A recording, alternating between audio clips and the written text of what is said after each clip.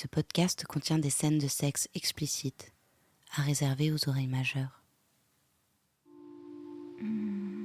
Les audiocus. Les audiocus.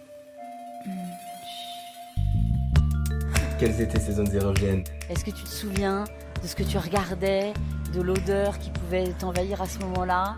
Comment est-ce que vous vous êtes touché? Est-ce que vous êtes parlé?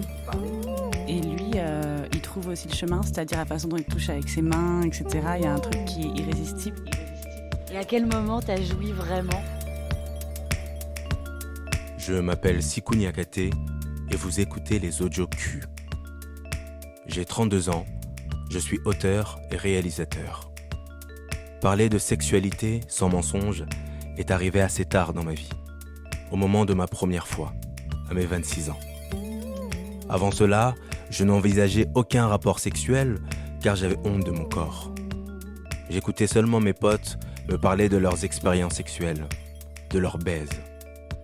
Mais l'un d'eux m'en parlait avec plus de nudité, de nuances que les autres, esquivant par là l'expression classique des hommes de ma génération uniquement dans la performance. Et j'aimais l'entendre, j'aimais cela. En tant qu'homme, hétéro, ça me rassurait de savoir que la sexualité pouvait être entremêlée d'émotions, de sentiments, de tendresse, que nous en avions également le droit.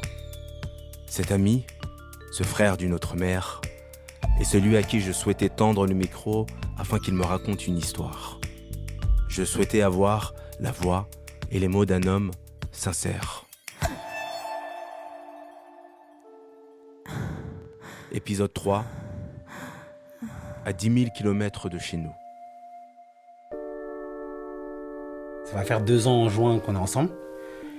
Et il y a quelques mois, on était en Thaïlande. Et en Thaïlande, on a cru à un moment qu'elle était enceinte.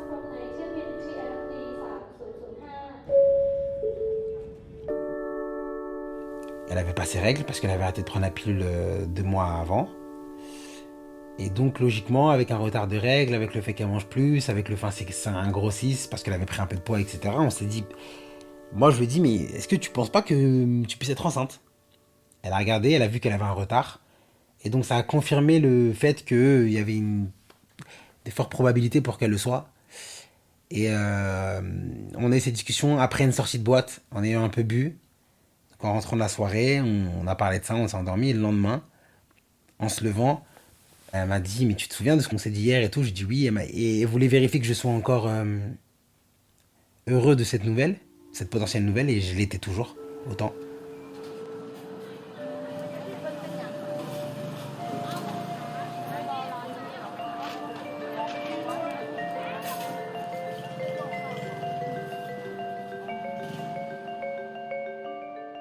Le soir, on est parti au restaurant et en revenant, en rentrant dans la chambre d'hôtel, heureux de cette journée avec autant de proximité, parce qu'on était plus que les autres jours, et ben on a commencé à s'embrasser. L'odeur de sa peau qui était bronzée avec la crème solaire ou du Moneuil. Je me souviens beaucoup de l'intensité des regards. Après, il y a quelque chose qui m'excite, moi, c'est qu'on me touche les tétons. Donc, elle m'a touché les tétons. Déjà, quand on me touche les tétons, c'est un espèce de frisson. Tu vois, c'est comme un truc, un coup d'électricité, mais très doux. Tu sais, quand t'étais petit et que, par exemple, il y avait des grosses piles, plates, et que tu mettais ta langue sur les deux extrémités, t'avais une espèce de sensation, une électricité douce, tu vois, mais t'avais cette sensation. Et moi, ça me fait cette sensation dans tout le corps, tu vois.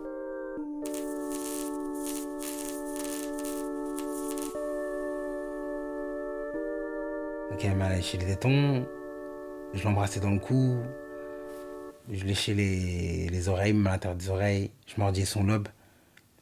J'ai commencé à la déshabiller, je pense qu'elle avait une robe et un maillot de bain. Donc je m'occupais toujours de son maillot de bain pendant qu'elle continuait à me toucher. Pour l'instant, on ne touchait pas encore nos sexes, tu vois. J'ai malaxé ses seins, j'ai aussi léché ses tétons. Elle m'a assis sur le lit. Elle voulait me faire une fellation, je voulais pas. Je voulais quelque chose de... Je voulais juste qu'elle soit près de moi, je voulais la voir. Je voulais qu'elle soit proche de moi. Sa poitrine proche de ma poitrine, sa bouche proche de la mienne et tout. Et donc, on s'est allongé. J'ai baissé sa culotte. J'ai embrassé ses cuisses, l'intérieur de ses cuisses. Ses lèvres. Son clitoris. En mordillant délicatement son clitoris. En continuant, en pressant ses fesses. En pressant ses seins.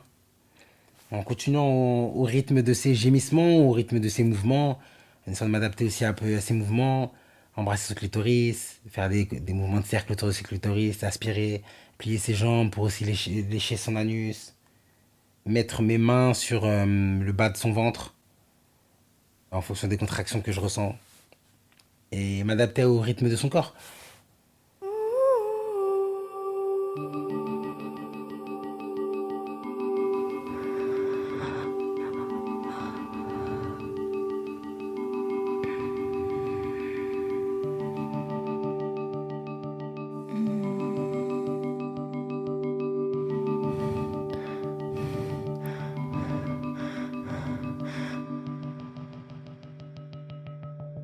À chaque fois que je la lèche, ça m'excite.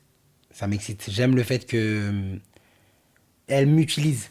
J'aime le fait que je lui donne du plaisir, en fait. J'aime le fait qu'elle pense qu'à elle et que je donne du plaisir. Elle m'a ramené vers elle. Et donc, je l'ai pénétrée, mais en missionnaire. Et elle, quand c'est comme ça, déjà, son regard, il change. Elle a un regard plus animal, plus carnassier, plus félin, je pourrais pas expliquer. Comme si elle était prête à me manger. Ça me déstabilise un peu, mais ça m'excite aussi.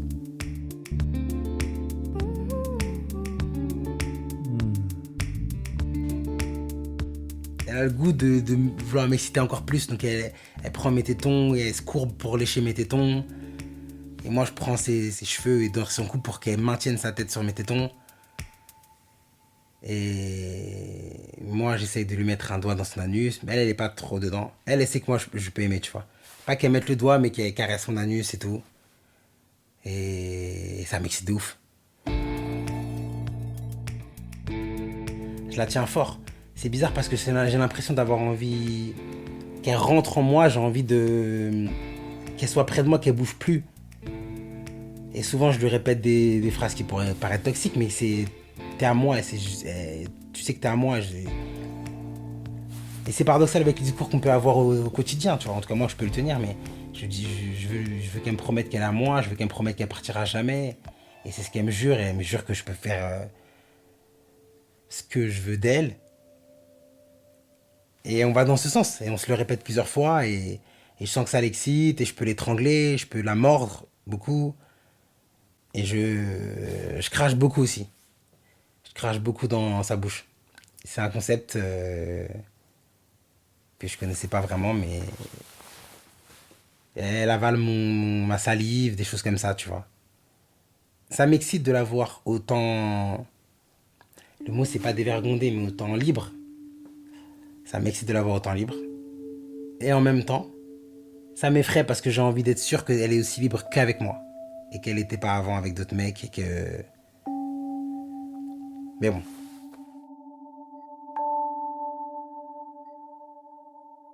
Ce qui m'excite le plus avec elle, c'est le fait que je puisse... À partir du moment où on est tous les deux dans une chambre, dans un lit, tous les deux, quand on fait l'amour, j'ai pas de limite. Je sens que tous mes fantasmes peuvent se réaliser à deux.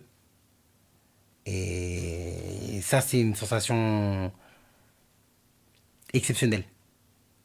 Qui donne le vertige en même temps, parce que tu te rends compte, vu que tu es face à toutes les possibilités, tu te rends compte que ta sexualité elle est beaucoup moins, non pas impressionnante, mais fantastique ou illimitée que ce que tu pouvais imaginer. Parce que lorsqu'on te propose de faire ce que tu veux, et ben, tu te rends compte que tu as des préférences qui sont relativement basiques, ou très communes en tout cas. Mais cette sensation de vertige, elle est fantastique parce que dans le mot vertige, il y a vraiment cette sensation d'être à l'air libre, tu vois. Et c'est exceptionnel.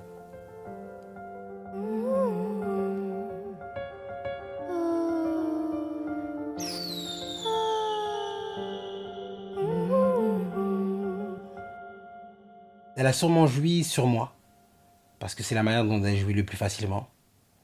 Et dès lors qu'elle a joui, c'est étrange, mais je m'autorise moi à jouir. Ça arrive très rapidement après. Et directement, il n'y a pas vraiment de pause. Et dès lors qu'on a joui, moi j'ai joué en elle. Justement, ça faisait longtemps qu'on n'avait pas joui l'un dans l'autre comme ça. Parce qu'à partir du moment où elle prenait pas la pilule, je sortais de son vagin avant de jouir, des choses comme ça. Donc je me masturbais ou elle me faisait une fellation. Et donc ça faisait longtemps, donc c'était un soulagement aussi pour nous deux. Mais en tout cas pour moi ça l'était. De pouvoir jouer en elle, de pouvoir partager ce moment-là. Et on est resté pas mal de temps comme ça, en riant, en se disant, en reparlant surtout de, pas vraiment de l'acte qui s'était passé, mais plutôt du fait on allait être potentiellement parents. C'était bouleversant. Tu sais, il y a des moments quand tu fais l'amour, c'est tellement fort qu'après t'as un peu mal à la tête, tu vois. C'est toujours plaisant, mais t'as un peu mal à la tête, t'as un peu tourni. Et ça, c'était un de ces moments-là. Elle est partie dans la douche, je l'ai suivie. Je lui ai demandé de repartir dans le lit, de lui faire des câlins et qu'elle reste près de moi. Et on est resté longtemps comme ça, proches.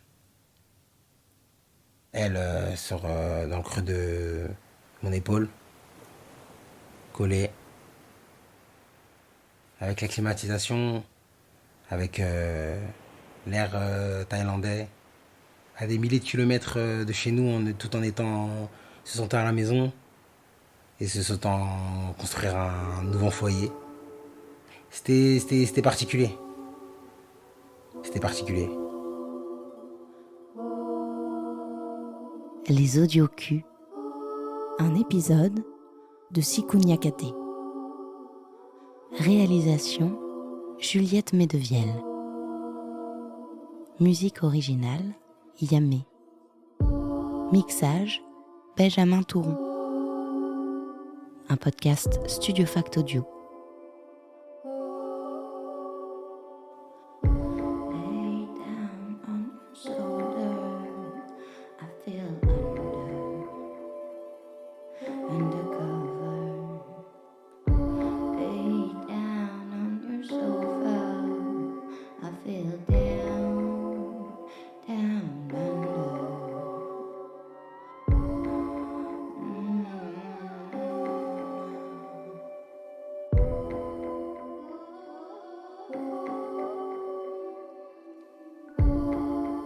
Stranger every night, stranger every time.